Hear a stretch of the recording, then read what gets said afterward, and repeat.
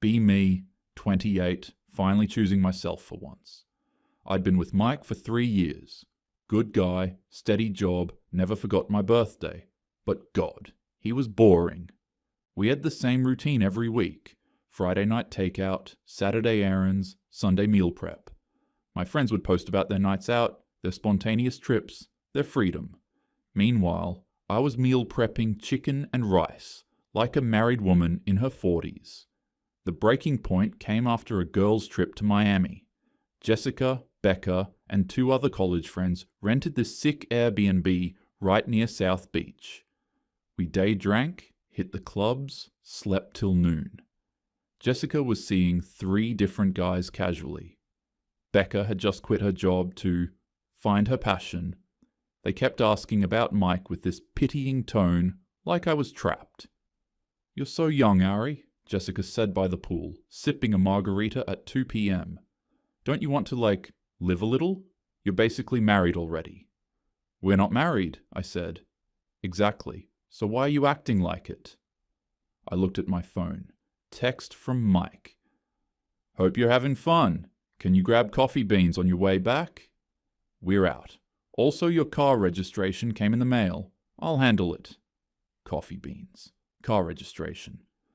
I was in Miami with the ocean breeze and infinity pool, and he was thinking about our Sunday morning routine and paperwork I'd completely forgotten about. That night at the club, I watched Becca dance with some guy she'd just met. Jessica was taking shots with a group of locals. I felt old, tired, like I was missing something. When I got home, Mike picked me up from the airport. He'd cleaned the apartment, bought flowers, asked about my trip. It should have been sweet. Instead, it felt suffocating. I picked a fight 2 days later over something stupid. He'd forgotten to pick up my dry cleaning. It escalated fast. "I just feel like I'm losing myself," I said. Mike looked confused. "Losing yourself? How?" "I don't know who I am without someone else. I need space." "Space for what?" he asked carefully. "To figure out who I am. To be independent." Mike was quiet for a long moment. Then, "Okay. I don't want to hold you back. But Ari, let me at least help you move. Your lease is up next month, right? And the landlord's been weird about deposits. I can deal with him. Plus your car needs an oil change soon. We should—" "I don't need you to manage my life, Mike." He put his hands up. "I'm not trying to manage anything. I'm just saying, there's a lot of stuff to handle. Let me help." "I need a clean break," I said firmly. "I have to prove I can do this myself." He looked hurt, but nodded. "If that's what you need." My dad called 2 days later. He'd heard from Mike. They'd gotten close over the years, which annoyed me. "Honey, I know this is your decision, but if you need help finding a place or moving—" "Dad, I'm 28. I've got this." "I know you do, sweetheart, but there's no shame in accepting help. Your mother and I just want— I have to go. Love you." I told myself I was being strong, independent. I wasn't going to be one of those women who needed a man to function. Moving day was a nightmare. I'd hired movers off some app. Cheapest option, 4-star rating. They showed up 3 hours late, reeking of weed. The new apartment was smaller than I'd realized during the viewing. Worse neighborhood. But it was mine. My decision. My independence. The movers couldn't get my couch up the narrow stairwell.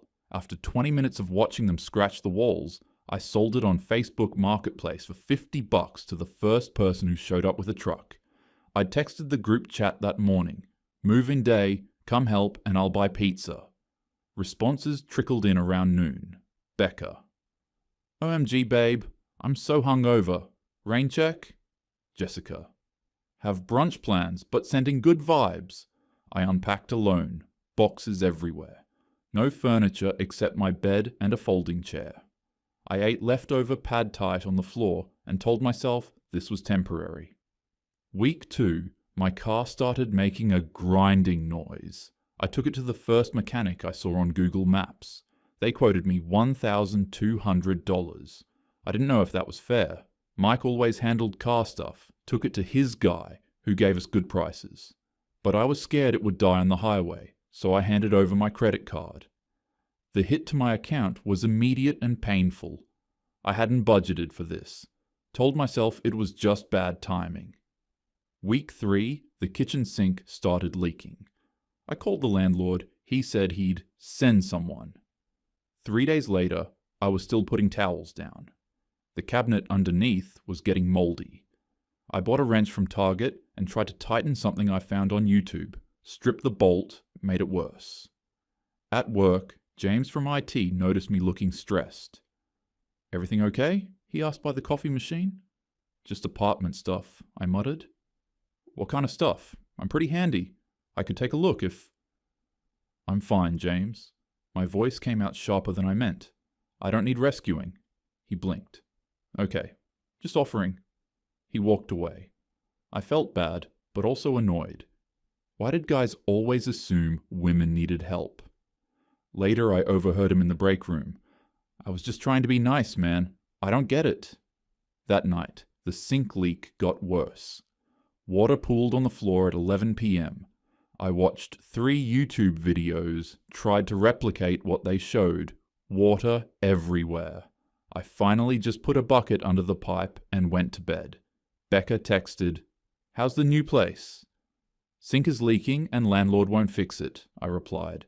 "OMG, that sucks, babe. Landlords are such assholes. You should report him." I stared at the message. Cool. Very helpful. The next weekend, I tried to assemble a bookshelf I'd bought. The instructions made no sense. I got 3 pieces attached before realizing I'd done it backwards. My hands hurt from the cheap Allen wrench. I texted the group chat with a photo of the disaster. "Anyone good at furniture assembly? We'll buy lunch radio silence for 2 hours. Then Jessica. "Girl, just hire someone from TaskRabbit." I checked TaskRabbit. $85 for furniture assembly. I looked at my bank account and wanted to cry. I did the math that weekend. Rent, utilities, parking, groceries, furniture, the car repair. It was way more than I'd budgeted. Mike had always made slightly more than me and covered the difference without making it a thing. I'd never really tracked how much. He'd also handled our internet bill, our shared subscriptions, maintained our budget spreadsheet that I barely looked at. Opening my banking app felt like a punch to the gut. Credit card balance climbing toward $3,000. Savings down to $1,200. One more emergency, and I'd be broke. I told myself this was just an adjustment period, growing pains. I could figure this out. Except I was so tired. 2 months in, I decided I needed a reset. I booked a solo trip to Thailand, Chiang Mai, and Bangkok. It was impulsive and expensive, but I convinced myself I deserved it. My friends hyped me up. "So brave," Jessica texted. "You're literally an inspiration," Becca added. I flew out in early November. 14-hour flight, arrived exhausted. The hostel in Chiang Mai was way sketchier than the photos. Peeling paint, weird smell, shared bathroom with a lock that didn't work properly. But it was cheap, and I was determined to make this work. First night, I sat in the common area with my phone, pretending to look busy. 2 Australian guys, Dan and Chris, maybe early 30s, were playing cards and drinking Leo beer. "First time in Thailand?" Dan asked. "Yeah," I said. "Solo?" I nodded. "Brave," he said, same word Jessica had used, but his tone was different, almost concerned. They invited me to grab street food with them. I was hungry and didn't have a plan, so I agreed. They were friendly, told me about scams to watch out for, showed me how to haggle with tuk-tuk drivers. I felt grateful, but also irritated that I needed their help. Day 3, I got scammed anyway. Tuk-tuk driver took me to some gem shop instead of the temple I'd asked for. The shop owner was pushy, showed me certified sapphires that were good investment. I felt pressured and flustered. Bought a bracelet for $200 that was probably worth $20. When I got back to the hostel, Dan noticed I looked upset. "What happened?" I explained. He sighed. "Yeah, That's the gem scam. Classic. You want me to go back with you? Sometimes they'll refund if you push. I can handle it, I said. I know you can, he said carefully, but they're less likely to mess with a guy. Just being real. I let him come. He argued with the shop owner in broken tie and aggressive hand gestures. Got me $120 back. I felt embarrassed the whole time. Bangkok was worse. Second day there, I lost my wallet. Either pickpocketed on the BTS or left at a cafe. I genuinely didn't know. Panic hit like ice water. Credit cards, cash, ID, everything. I went back to the hostel, nearly crying. The guy at the front desk, Crit, maybe mid-20s, Thai, saw my face. What's wrong? I explained. He immediately helped me call the bank, file a police report, gave me the embassy number, let me use the hostel computer to cancel my cards, made me tea while I waited on hold with my bank. This happens a lot, he said gently. You'll be okay. I had one credit card back in my luggage, thank God, but the rest of the trip felt tainted.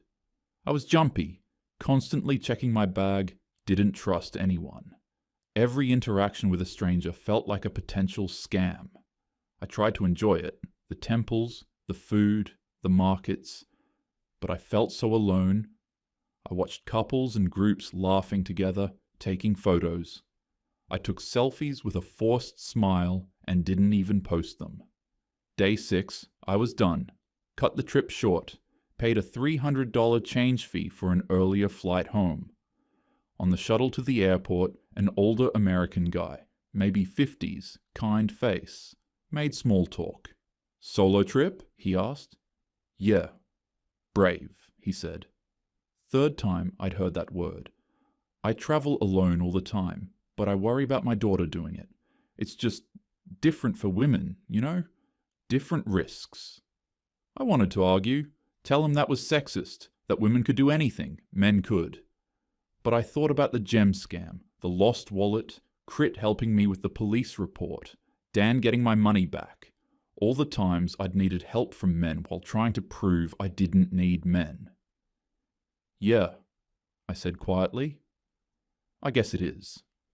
I landed back in the US exhausted, turned my phone off airplane mode, texts and missed calls loaded. My downstairs neighbor, your bathroom is leaking into my ceiling? Called you 3 times. That was from 4 days ago. My landlord, emergency repair needed. Pipe burst in your bathroom. Call me ASAP. I called him from baggage claim. He was pissed. There's significant water damage, he said. Floors warped, leaked into the unit below. You're responsible for repairs. How much? At least $800, maybe more. I had to hire an emergency plumber. I sat on the airport floor next to the carousel, watching other people's luggage go round and wanted to disappear. The Uber home cost $60. I walked into my apartment and almost cried. Bathroom floor was warped and discolored, towels and bath mat ruined, water stains spreading into the hallway.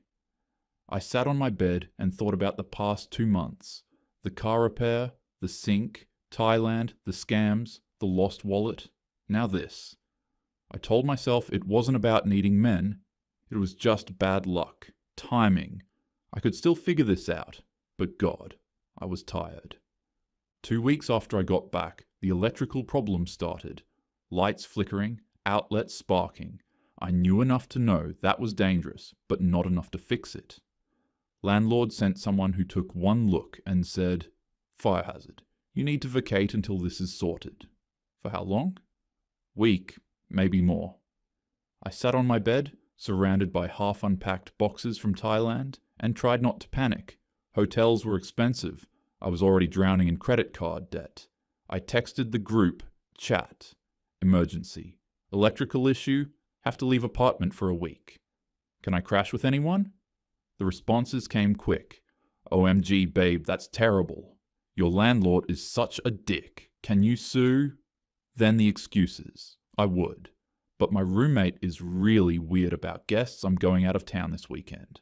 My place is literally a shoebox. You'd have to sleep on the couch, and it's so uncomfortable. I stared at my phone. Lots of sympathy. Zero actual help. An hour later, someone knocked. I opened the door to find Tom standing there with a toolbox. Tom was one of Mike's friends who'd become my friend too during the relationship. Early 30s, worked in construction, straightforward guy. Heard about the electrical thing, he said. Let me take a look. I'm handling it, I said automatically. Ariana, your lights are literally sparking. Just let me check the breaker. I stepped aside. He went to the electrical panel, reset something, tested the outlets, poked around for 10 minutes. You need a licensed electrician, he said. This is serious. Your landlord needs to fix this ASAP, or you need to report him. I was standing there in sweatpants, exhausted, surrounded by trash bags of damaged bathroom stuff, boxes I still hadn't unpacked. Tom looked around. Where's your support system? He asked. Who's helping you with this? I'm fine. Your friends are texting you emojis. He cut me off. That's not help. I felt my face get hot.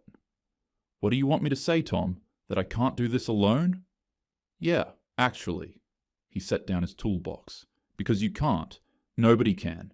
You pushed away everyone who actually gave a shit. Mike, your dad, me, when I offered to help you move. And for what? To prove some point? You don't understand. I understand you're standing in a fucked apartment with no plan because you were too proud to accept help. He ran a hand through his hair. Mike asked me to check on you, you know that? Even after how you ended things. And I see him now with Sarah.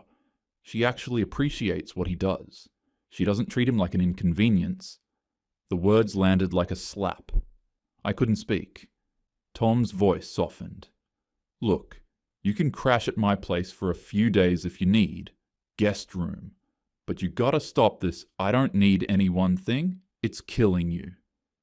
I'll figure something out, I said quietly. Jesus, Ariana? He grabbed his toolbox. Call me if the building catches fire. He left. I sat on the floor and finally let myself cry. Looked at my phone. The group chat was still going, supportive messages, fire emojis, you got this, babe, but none of them had offered me a place to stay. None of them had shown up. I scrolled to my dad's number, stared at it for 5 minutes, finally pressed call. He answered on the second ring. Honey. Dad, My voice cracked. I need help. No lecture, no, I told you so. Just, I'm coming. Pack a bag. He drove 40 minutes at 10 o'clock at night, helped me grab clothes and toiletries, took me back to my parents' house. My mum had already made up my old room. I slept in my childhood bed and felt like a complete failure. 3 weeks later, I was driving my mum's borrowed car to work when it made a horrible grinding sound and died on the highway. Cold rain, rush hour traffic. I pulled onto the shoulder and tried not to panic. Called AAA. Wait time, over 2 hours. I scrolled through my contacts. Friends were at work. Tom wasn't answering. Dad was in a meeting. I stared at Mike's name. Hands shaking, I called. Ariana, you okay? I explained. My voice cracked. Silence for a second. Then, send me your location. I'll be there in 20. He showed up in his truck. Sarah was in the passenger seat. My stomach dropped. Mike got out, popped my hood. Yeah, alternator's dead. I'll give you a jump, but you need to take it in today. Sarah got out too, handed me a water bottle and granola bar. You must be freezing. Here, take my extra jacket. She was being genuinely nice. It made it worse. Mike jumped the car, told me to follow them to his mechanic, the good one, the one he'd always taken our cars to. I followed in silence. At the shop, Mike talked to Tony, got me a quote. $400. Still painful, but fair. Sarah sat with me in the waiting room, making small talk about the holidays, about her students. She taught 3rd grade, loved her job, had this easy warmth about her. Through the window, I watched Mike laugh with Tony, easy and comfortable, the same way he used to be with me before I started finding him boring. He's been really good to me, Sarah said, following my gaze. Not bragging, Just stating fact. I'm lucky. I thought about all the times Mike had been good to me. The car maintenance I never thought about, the bills he quietly covered, the furniture he assembled, the stability I took for granted. Yeah, I said. He's a good guy. Mike came back. Tony can have it ready tomorrow. You need a ride? My dad's coming, I said. Thanks for this, really. Awkward pause. Mike, You don't have to, he said gently, glanced at Sarah. We should go. Take care, Ariana. They left together. Her hand found his as they walked to the truck. I sat alone in the waiting room until my dad arrived. On the drive back, he said, You know you can always ask for help, right? That's not weakness. That's just being human. I know, Dad. Your mom and I want you independent, but independent doesn't mean alone. It means knowing when to lean on people and when to stand on your own. I nodded, staring out the window at the grey sky. That night in my childhood bedroom, I opened the journal I'd bought in Thailand and barely used. Stared at the blank page for a long time before writing. Maybe I went about this wrong. Maybe I pushed too hard in the wrong direction, rejected help I actually needed because I was trying to prove something to people who weren't even paying attention. But it's not like I should have just stayed and been dependent on Mike forever, right? There has to be a middle ground, a way to be independent without being completely alone. I just needed better support systems, friends who actually show up when things get hard, not just for brunch and girls' trips, a partner who, I don't know. Mike was good, really good, but he was also boring. Or maybe I was just too immature to appreciate boring, to appreciate stable. I paused, pen hovering over the page. Watching him with Sarah today hurt in a way I didn't expect, not because I want him back, but because I finally saw what I threw away. He's the same person, helpful, steady, reliable. She just appreciates it in a way I never did. I don't know anymore. I just know everything got harder, and I'm so tired of pretending I have it all figured out. A few weeks later, I went to a mutual friend's Christmas party.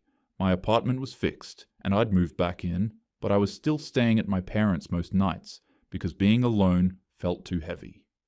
Mike was there with Sarah. They were by the fireplace, part of a laughing group that included Tom and some other couples. Sarah had her hand on Mike's arm, leaning into something he was saying.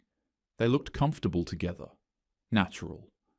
I grabbed a drink and tried to blend into a different conversation, but I kept glancing over. Someone asked Sarah how they met. Oh, he helped me when my car broke down, she said, smiling up at him. Her whole face lit up. I had no idea what I was doing. I thought I needed a whole new engine or something ridiculous, and he just took care of everything. Explained what was actually wrong, took me to his mechanic, made sure I didn't get ripped off. She squeezed his arm. My hero. She said it warmly, genuinely. Like him helping her was a gift she was grateful for, not something she expected or resented, not something that made her feel small or dependent. Mike looked a little embarrassed, but pleased. It was just a dead battery. Still, Sarah said. I watched them and felt something crack in my chest. That could have been us. Should have been us. If I hadn't been so determined to prove I didn't need anyone, hadn't treated his helpfulness like it was condescending instead of caring. Tom appeared beside me with a beer. You doing okay? Yeah, I lied. Then, more honestly, I'm figuring it out. That's progress, he said, clinking his bottle against my glass. I stayed for one drink, made small talk with a few people, then left. The cold air felt good after the warm, crowded house. I sat in my mom's car in the parking lot, engine running for heat, and watched my breath fog the windows. Thought about the past 4 months. The breakup, the apartment disasters, Thailand, the electrical fire, moving home, today. My phone buzzed, the group chat. Ari, where'd you go? Come back, we're doing Secret Santa. I put my phone face down. I wasn't ready to admit I was completely wrong. Maybe I never would be. But sitting there in that parking lot, Watching couples leave the party together, I couldn't deny that everything had gotten harder without the person I'd pushed away. And I was still so tired.